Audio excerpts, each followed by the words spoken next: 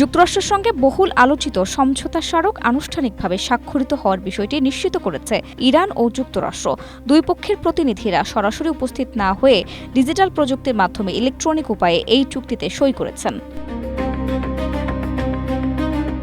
এই চুক্তিতে ইরান তাৎক্ষণিকভাবে বড় ধরনের অর্থনৈতিক ও কৌশলগত ছাড় পেয়েছে। চুক্তি স্বাক্ষরের পরপরই মার্কিন ট্রেজারি বিভাগ ইরানের তেল ও পেট্রোকেমিক্যাল রপ্তানির উপর থেকে নিষেধাজ্ঞা সাময়িকভাবে স্থগিত করবে। ফলে ইরান বিশ্ববাজারে অবাধে তেল বিক্রি করে বিলিয়ন বিলিয়ন ডলার আয় করতে পারবে।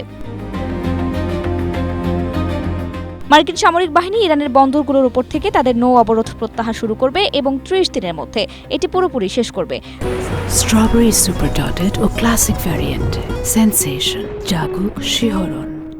যুদ্ধের ক্ষয়ক্ষতি কাটিয়ে উঠতে ইরানকে কমপক্ষে ৩০০ বিলিয়ন ডলারের একটি অর্থনৈতিক উন্নয়ন ও পুনর্গঠন তহবিল দেওয়ার প্রতিশ্রুতি দেওয়া হয়েছে। তবে এই টাকা যুক্তরাষ্ট্র সরাসরি দেবে না, বরং আঞ্চলিক অংশীদারদের বিনিয়োগের মাধ্যমে এটি নিশ্চিত করা হবে এবং যুক্তরাষ্ট্র এতে আইনি ছাড় দেবে। বিশ্বের বিভিন্ন দেশে আটকে থাকা ইরানের প্রায় ১০০ বিলিয়ন ডলারেরও বেশি জব্দকৃত অর্থ ও সম্পদ ধাপে ধাপে অবমুক্ত করার আইনি প্রক্রিয়া নিশ্চিত করবে যুক্তরাষ্ট্র। আগামী ৬০ দিনের মধ্যে চূড়ান্ত চুক্তি সম্পন্ন হলে জাতিসংঘের নিরাপত্তা পরিষদ এবং IAEA এর সব ধরনের একতরফা ও বহুপাক্ষিক নিষেধাজ্ঞা স্থায়ীভাবে তুলে নেওয়া হবে। ইরানের ওপর চাপ সৃষ্টি করতে চাওয়া ব্যালিস্টিক ক্ষেপণাস্ত্র কর্মসূচি এবং আঞ্চলিক প্রতিরোধ গোষ্ঠীগুলোকে অর্থায়নের বিষয়টি এই আলোচনার এজেন্ডা থেকে বাদ রাখা হয়েছে। অন্যদিকে ইরানের অবরোধ করে রাখা বিশ্বের অন্যতম প্রধান জ্বালানি রুট হরমুজ প্রণালী বাণিজ্য জাহাজের জন্য পুনরায় উন্মুক্ত হচ্ছে। এর ফলে বিশ্ববাজারে জ্বালানি তেলের দাম কমবে এবং যুক্তরাষ্ট্রের অভ্যন্তরীণ মূল্যস্ফীতি নিয়ন্ত্রণে আসবে।